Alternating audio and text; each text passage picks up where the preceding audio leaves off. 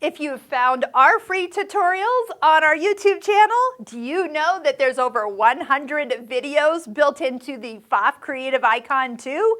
Yes, as you are exploring your brand new machine or you're wondering if this machine is right for you, note that there is over 100 technique and video tutorials for you to explore in tons of different topics, from garment techniques, sewing techniques, quilting techniques, embroidery, and just basic step-by-step tutorials.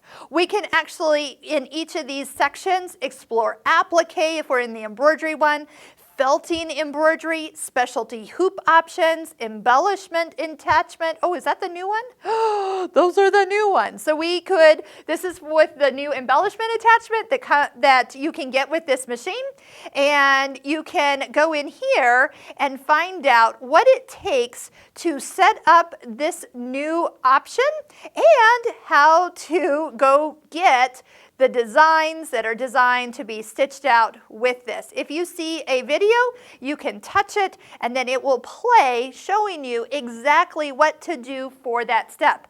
In this part, they are getting us set up with winding the beads onto the, we'll call it a spool right now, that will then load into the embellishment attachment and allow us to get ready to start stitching on the machine with beads. Who would have thought? So no matter what you do on this machine, you have every tutorial built into this machine. Of course, I'll be doing additional tutorials, and yes, I can't wait to get my hands on that particular item so I can start to play with some amazing options if you want to zip forward. But it's step by step, and as you can see, you know, how to get it loaded onto the machine, and then what is actually possible as it twists that spool of beads and stitches around them and flawlessly creates a design.